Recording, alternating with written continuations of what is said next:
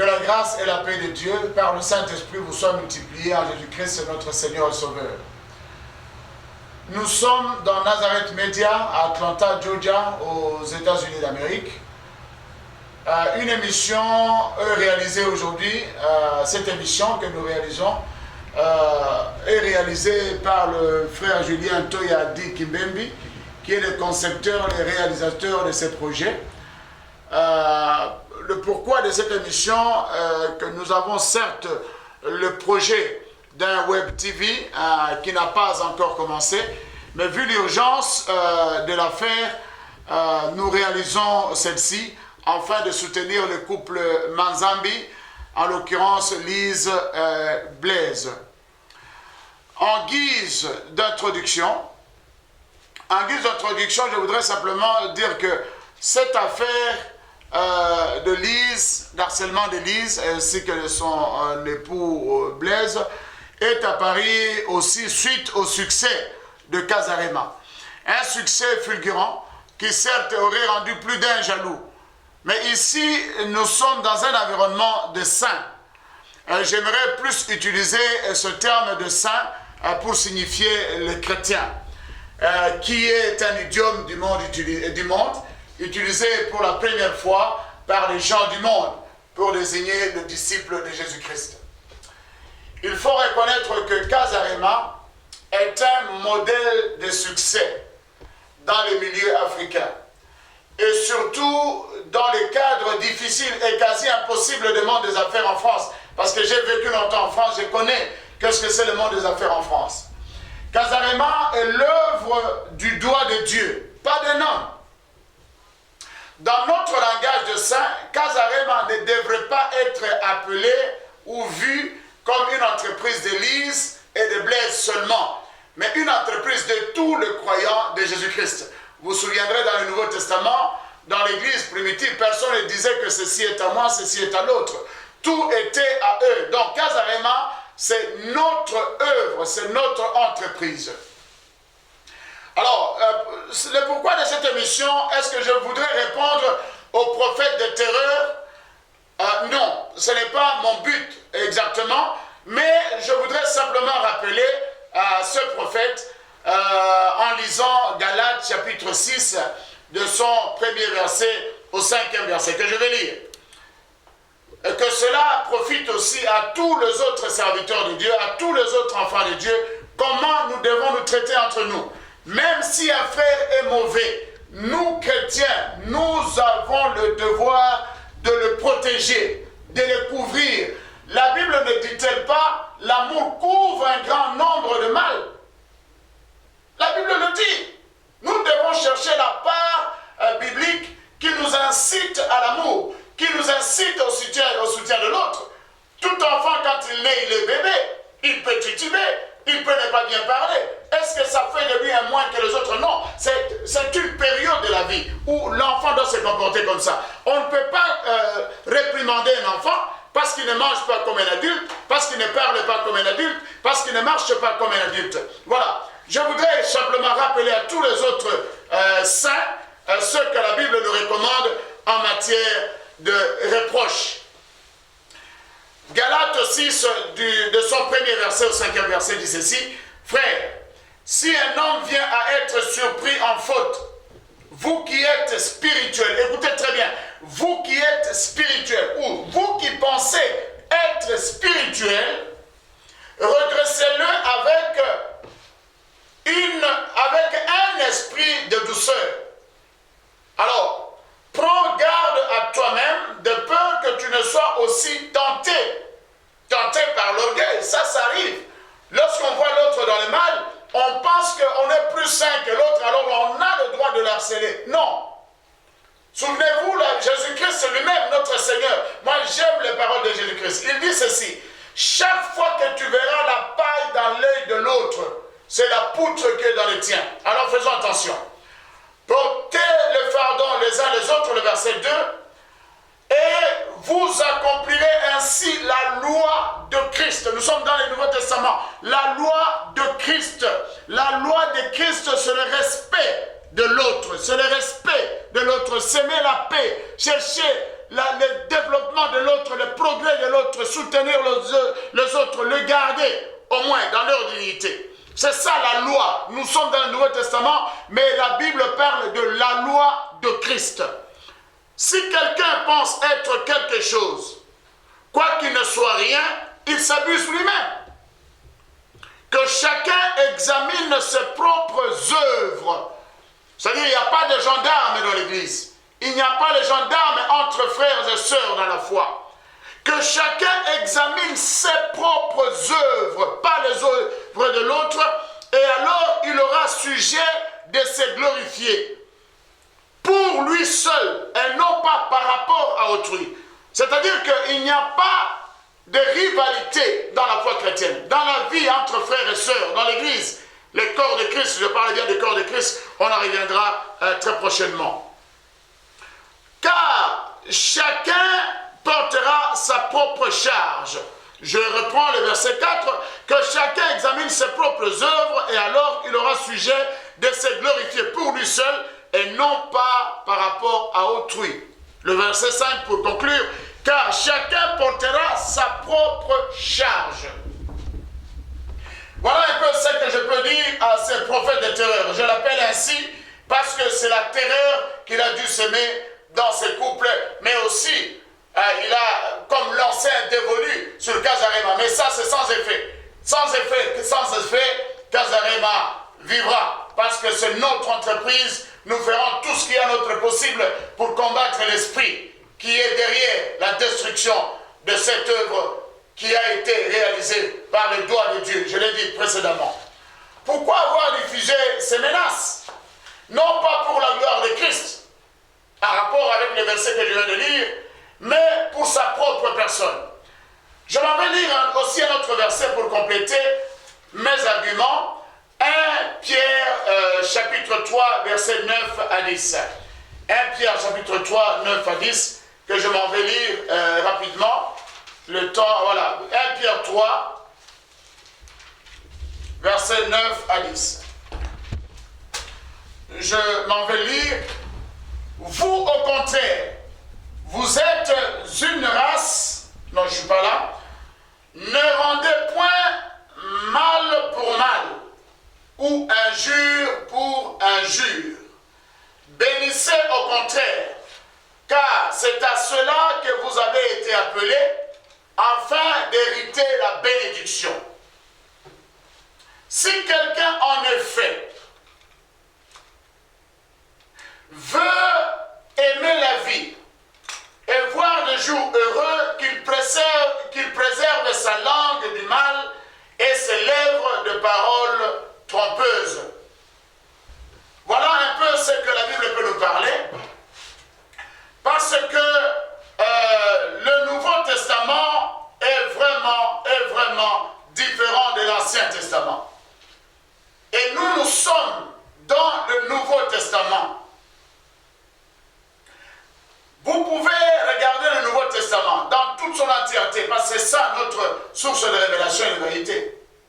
Il n'y a jamais eu un prophète de ce genre. Même Paul, il fut harcelé par des magiciens. Il fut harcelé par la femme qui avait l'esprit de Python, qui disait, voilà, suivez-les, ce sont des saints. Il a mis du temps. Il a mis du temps. Et la femme a été délivrée, et tout de suite il les a suivis. Voilà l'esprit de Christ. L'esprit de Christ ne menace pas les humains, n'arrache pas la paix à ceux qui vivent paisiblement, mais vient au contraire réparer en enlevant quoi? L'esprit, les démons, l'esprit mauvais, en priant. C'est ça notre mission. Voilà. Nous allons entrer à la prochaine étape, c'est-à-dire expliquer la mission des serviteurs de Dieu dans le Nouveau Testament. Ce qui est arrivé à Lise et à Blaise était inexorable, car leur fulgurant succès n'est pas fréquent. Plus d'un aimerait être à leur place. Ça, je vous le dis vrai. Plus d'un souhaiterait être à la place d'Élise et de Blaise, vu le succès qu'ils ont eu. Mais en tant que chrétiens, nous n'avons pas à les envier, mais nous avons à glorifier Dieu parce que cette entreprise Kazarema existe pour la gloire de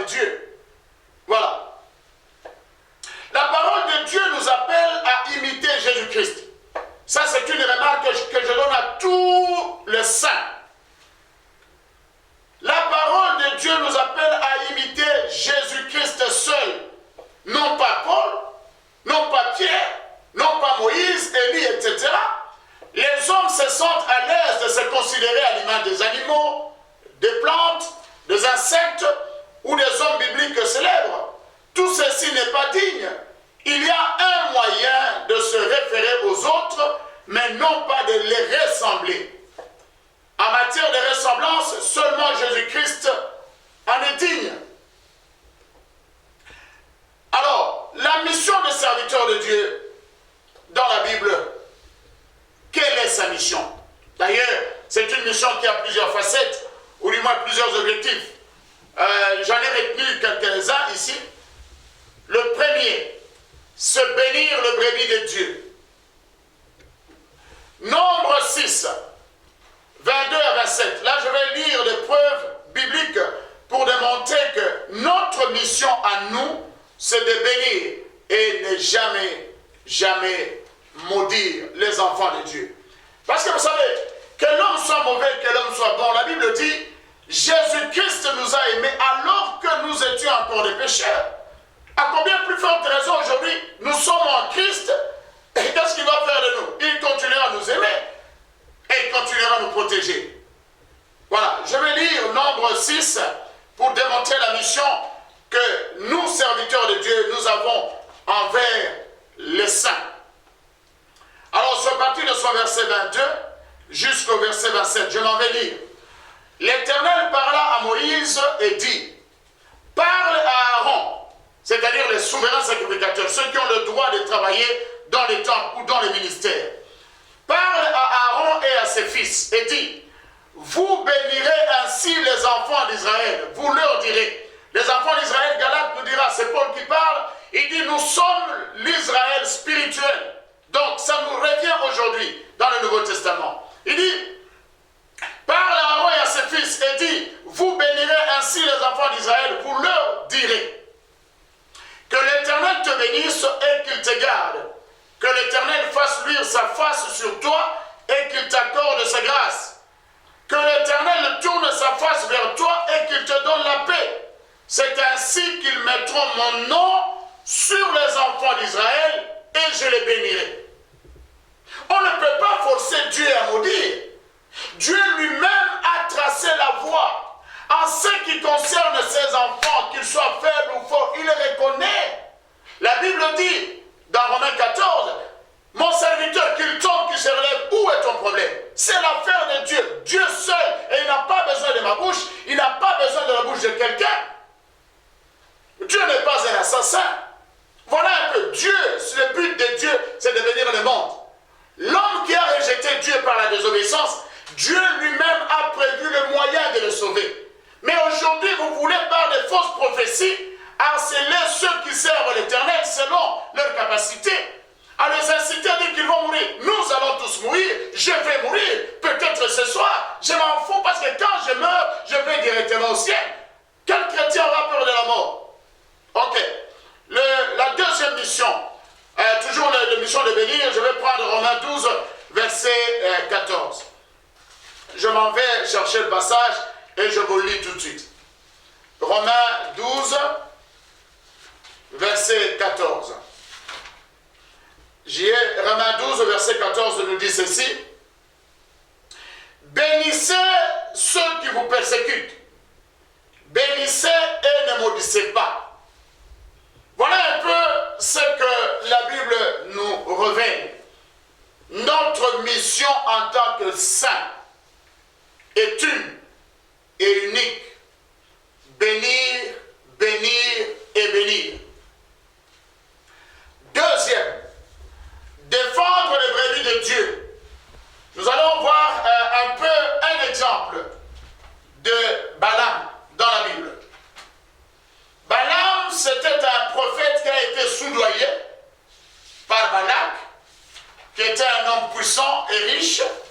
Il a soudoyé avec de l'argent, afin que ces prophètes aillent maudire le peuple de Dieu, le peuple choisi par Dieu. Je m'en vais vous lire dans Nombre 23, versets 19 à 20. Il dit ceci, « Dieu ne pointe un homme pour mentir, ni fils d'un homme pour se repentir. Ce qu'il a dit ne le fera-t-il pas? Ce qu'il a déclaré ne l'exécutera-t-il pas? Voici, j'ai reçu l'ordre, moi, de bénir. Il a béni, je je ne le révoquerai point. Il n'aperçoit point d'iniquité en Jacob. Vous connaissez le temps de Jacob. Mais Dieu dit ici, il n'aperçoit point d'iniquité en Jacob. Il ne voit pas d'injustice en Israël. L'Éternel, son Dieu, est avec lui. Il est son roi, l'objet de son allégresse. Là, je suis allé un peu jusqu'au verset 21. Voilà. Troisième volet dans notre mission en tant que serviteur de Dieu est d'exhorter, de consoler, d'enseigner. Tout ceci avec douceur. La Bible nous parle de 3 pertes et de réactions de 3 personnes concernées. Je voudrais un peu qu'on puisse étudier scrupuleusement ces 3 pertes dans la Bible. C'est dans Luc chapitre 15. Si vous lisez proprement ces chapitres avec attention, la première perte fut celle de la brebis. On voit les bergers se lever pour aller à la recherche de cette brebis. Deuxième perte, c'était des drachmes. On va voir la dame se lever, fermer la maison et aller à la recherche de la drachme. Mais à la fin de chaque chose, il y avait une fête, une festivité. Donc on associait les autres. Troisième perte. Faisons attention, je vais plus un peu traîner sur cette troisième perte. C'est la perte de l'enfant, du fils. Comment cet enfant fut perdu? Par son propre chef. Il a dit, papa, donne-moi mon héritage, je m'en vais loin de toi. Cet enfant est parti, mais un jour, l'enfant est rentré en lui-même. Le papa ne l'a pas harcelé. Le papa, il était riche, il avait les moyens d'envoyer les soldats, l'arrêter, quoi que ce soit. Mais le papa a entendu le bon moment de la conscientisation de l'enfant pour que l'enfant lui revienne. Et lorsque l'enfant confessait ses fautes, le papa ne prêtait même pas égard à ce qu'il disait. Il a organisé une festivité où tout le monde était heureux, sauf l'autre frère qui n'a jamais commis de péché, qui n'est jamais sorti, qui n'était pas heureux. Au moment où tout le monde était heureux, lui n'était pas heureux. Voilà aussi l'exemple de Lise et de Blaise Manzambi. Leur succès en disant, est-ce que être bien habillé, avoir de bien, être riche, vendre ses produits est un péché? Ça n'a pas de sens. Ça n'a pas de sens. Voilà. Je veux dire alors, pour conclure cette partie sur les 3 pertes, 2 Pierre 3, versets 9 à 10. 2 Pierre 3, versets 9 à 10. Qu'est-ce que ce passage nous dit? 2 Pierre 3, versets 9 à 10, dit ceci. Le Seigneur ne tarde pas dans l'accomplissement de la promesse comme quelques-uns le croient, mais il use de patience envers vous, ne voulant pas qu'aucun périsse, mais voulant que tous arrivent à la repentance. Voilà Dieu. On parle de Marie Missam où elle est morte parce que Dieu a vu que... Non, écoutez bien aimés, tous les pécheurs qui sont dans ce monde devraient mourir avant Marie Missam. Dieu seul est souverain dans ses décisions. Je meurs quand Dieu ne veut, pas quand toi tu veux ou quelqu'un d'autre le veut. C'est ainsi la vie. Dieu est souverain. Il n'y a pas de mort sans l'accord de Dieu, sans la volonté de Dieu. Il n'y a pas ça. Mais nous savons aussi qu'il y a des responsabilités dans certaines morts, comme la Bible nous dit dans l'Ecclésiaste. Pourquoi mourrais-tu avant ton temps? Voilà, donc nous devons aussi, d'autre part, nous contrôler, parce qu'il y a certaines morts que nous pouvons provoquer de nous-mêmes. Non pas de la main du sorcier ou de la sorcellerie, ou bien de quelqu'un d'autre, non. C'est nous et Dieu, nous deux seuls avons l'autorité d'arrêter nos vies. Voilà. Nous allons maintenant entrer dans un autre point que je voulais développer. Dans un autre point que je voulais développer. Les problèmes avec l'église apparente aujourd'hui. L'église apparente n'est pas le corps de Christ. Nous devons faire une séparation, une différence entre les deux.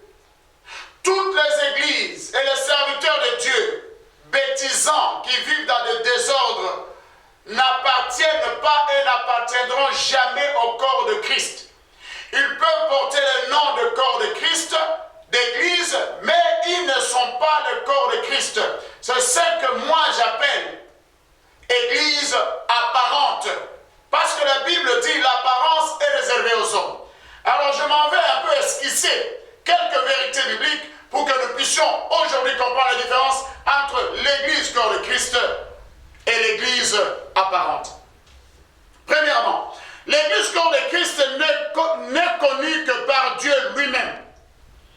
sera confirmé simplement au dernier jour.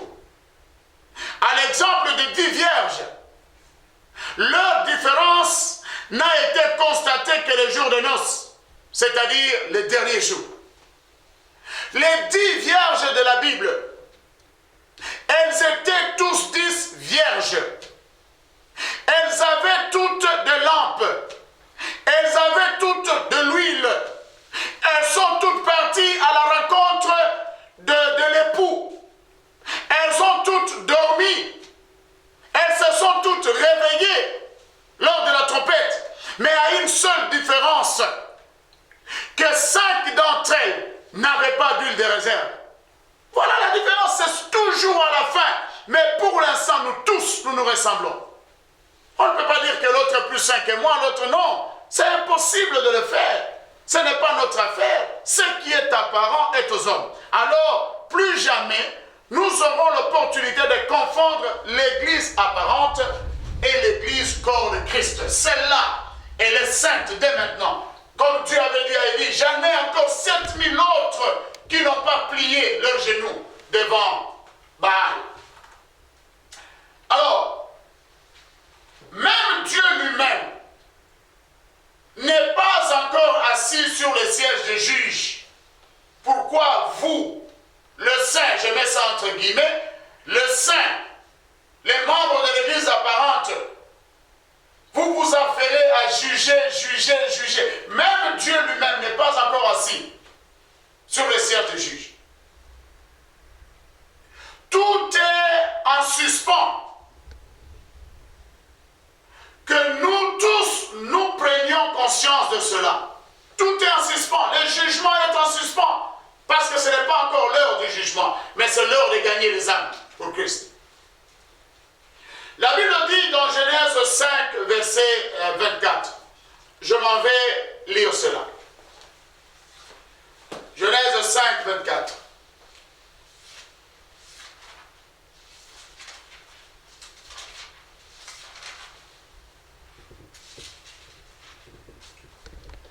Genèse 5, 24 nous dit ceci. Enoch marcha avec Dieu. Puis il ne fut plus, parce que Dieu le prit. À l'époque d'Enoch, les gens vivaient plus de 900 ans. Mais cet homme, Enoch, qui a marché avec Dieu, fut pris par Dieu. À quel âge? S'il vous plaît, 300 ans. Les 1/3 de durée de vie des autres. Ce n'était pas parce qu'Enoch était pécheur, c'est parce qu'il a marché avec Dieu. Je pourrais même confirmer que la sœur Marie de Samuel est partie très tôt parce qu'elle a fait en peu de temps les choses que les autres, il leur faut 200 ans pour accomplir. Voilà, bien aimé dans le Seigneur.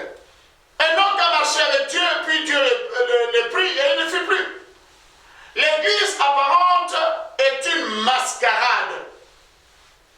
Car les gens qui rêvent, qui ont des songes ou des visions, parce qu'ils sont confirmés serviteurs de Dieu, et il y a un sacerdoce. Mais non, on ne devient pas serviteur de Dieu par un claquement de doigts. Mais dans l'église apparente, quelqu'un fait un bon rêve, ça se réalise demain, il est serviteur de Dieu. Il cherche son endroit, il s'établit. Et il fait église. C'est pourquoi même on ne vous accepte pas comme des églises, on vous accepte comme des associations. Parce que même le païen, même le gouvernement, l'administration ne reconnaît pas l'église dans ce sens-là. Il faut qu'il y ait un peu de sérieux. Vous qui vous établissez les serviteurs de Dieu. L'ordination est très très importante dans l'église. Je vais y arriver.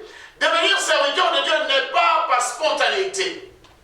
C'est un processus.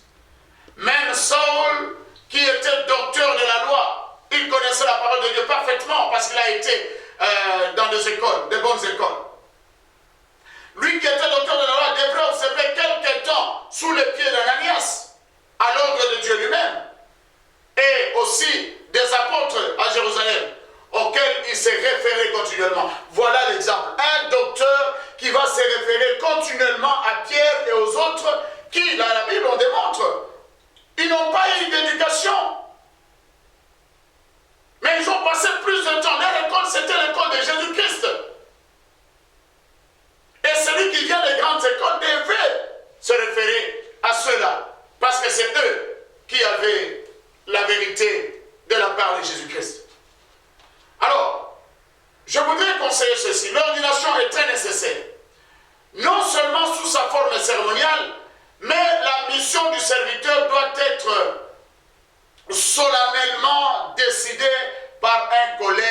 anciens. C'est très, très important. La Bible n'est pas une autorité absolue.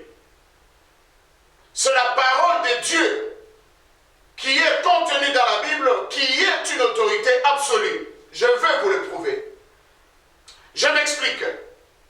La Bible elle-même, le mot Bible, n'est pas ça. C'est scientifique. Ça vient de Biblia, qui signifie simplement bibliothèque. Il y a autant de Bibles sur cette terre. Mais ce qui est plus saint, c'est la parole de Dieu contenue dans la Bible. Je m'explique. Le meurtre et le péché d'adultère de David se trouvent dans la Bible. La tricherie de Jacob et ses craintes sont dans la Bible. Et la Bible, bien aimée dans le Seigneur, est progressive dans son histoire, mais Dieu est imminent et hors du temps. Il fait tout avec harmonie, même si aux yeux des hommes, il apparaît contradictoire. Ça, c'est Dieu. Parce que la sagesse de Dieu est une folie pour nous. Mais notre sagesse est aussi une folie pour Dieu. C'est ce que nous devrions comprendre. La Bible est certaine là-dessus. Nous connaissons en partie. Nous prophétisons en partie. Mais Dieu s'adresse à chacun d'entre nous d'une manière propre, par un rhéma, kasarema, par un rhéma, une parole individuelle. Voici comment Dieu travaille. Lise et Blaise n'ont pas tué et ils n'ont pas commis l'adultère comme David. On a fait un tollé en appelant au boycott de Kasarema.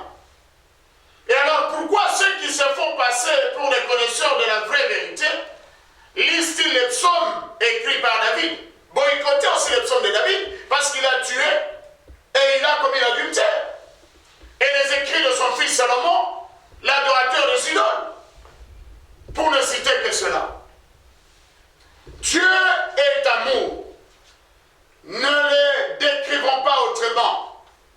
Son fils devrait naître sur terre en prenant la forme humaine. Lisez un peu la généalogie de Jésus-Christ et trouvez-moi un seul juste dans la généalogie de Jésus. Un seul. Trouvez-moi seulement un seul. Le Dieu de Jésus-Christ ne tue pas le pécheur, du moins dans le temps présent. Il envoie son Fils unique mourir pour lui.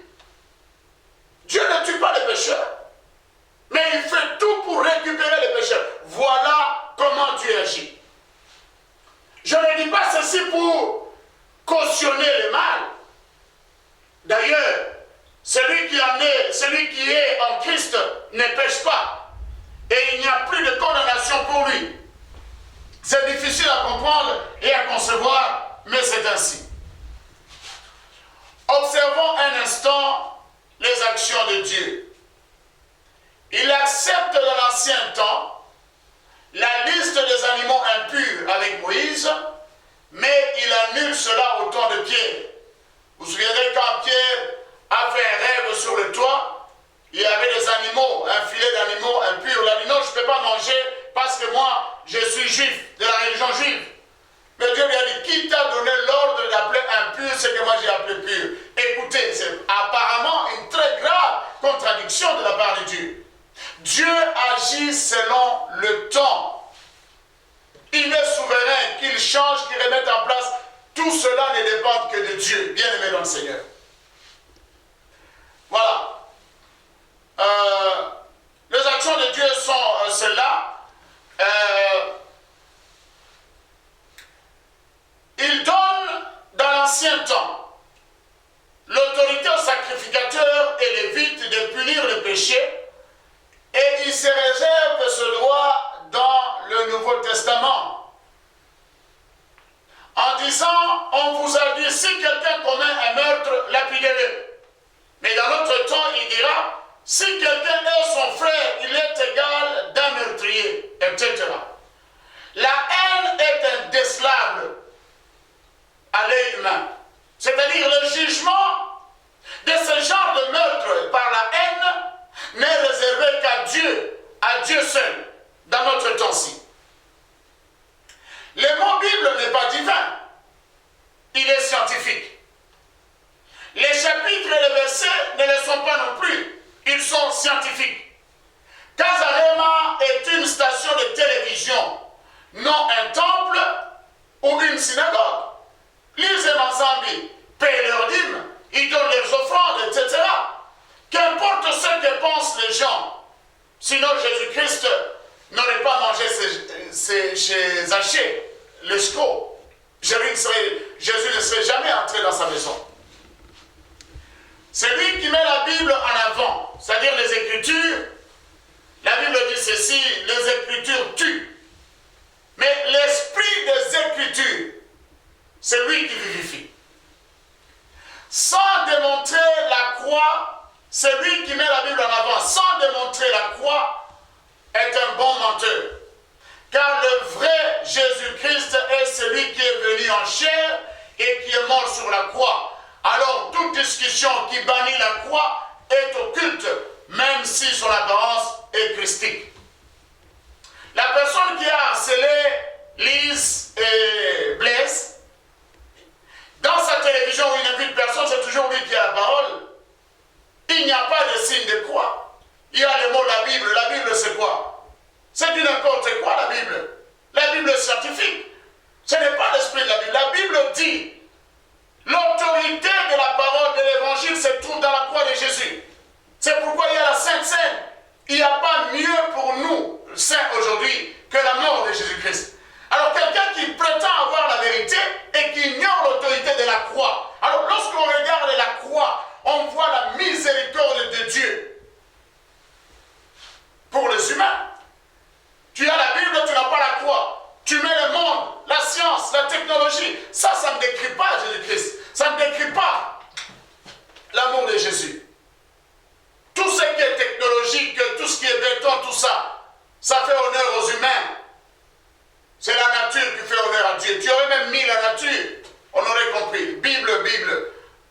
C'est la croix qui démontre que tu es vraiment disciple de Jésus-Christ de Nazareth venu en chair et mourir pour nous. Voilà. Nous avons dit, ce n'est pas tous ceux qui me disent Seigneur, Seigneur, qui entreront dans mon royaume, dit le Seigneur Jésus-Christ de Nazareth. La Bible est claire. Aujourd'hui, tous nous sommes libres de dire Seigneur, Seigneur. Mais c'est au dernier jour qu'on saura. C'est au dernier jour qu'on saura. Pour clore mon émission, je m'adresse à Lise et Blaise de tenir bon, car ce genre de choses seront toujours là. Impossible de les éliminer avant le retour de Jésus-Christ. Tant que nous vivrons, et nous ne serons pas, et tant que nous vivrons, nous ne saurons pas les changer.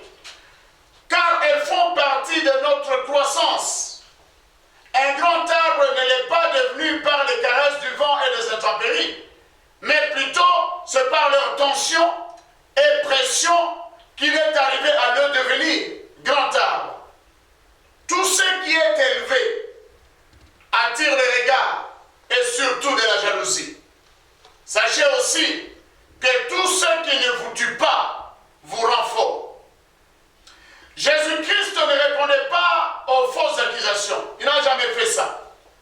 Mais toujours à la réalité et à la vérité.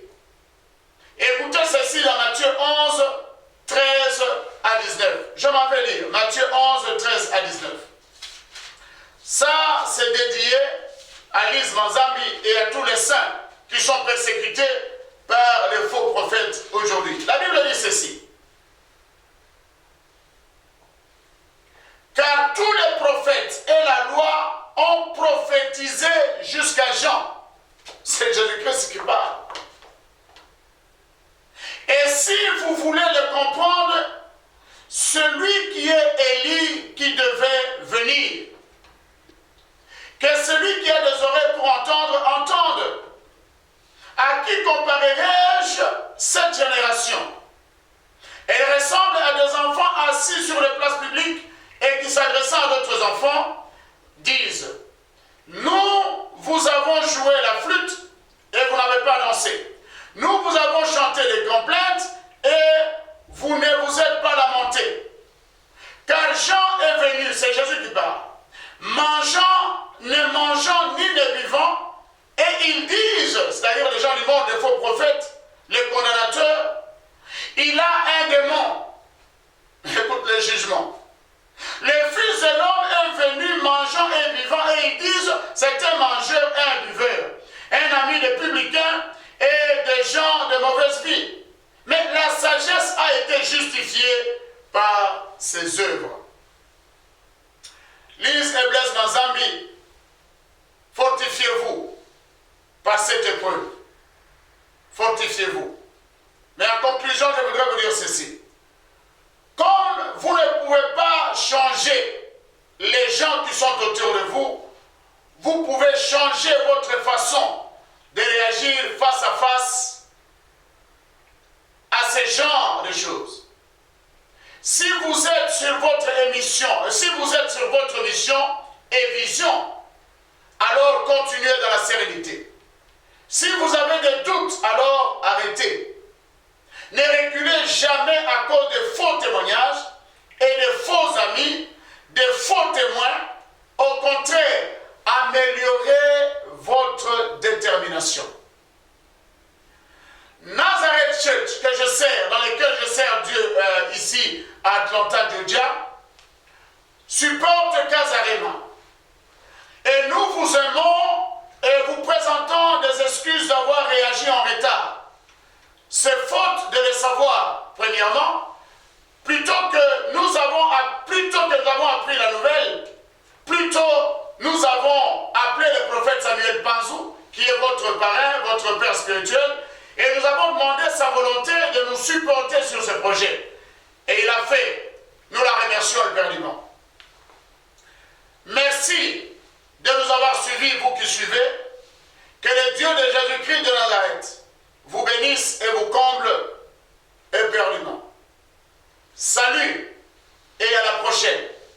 Jésus-Christ est notre roi, est notre chef, est notre Dieu, est notre exemple.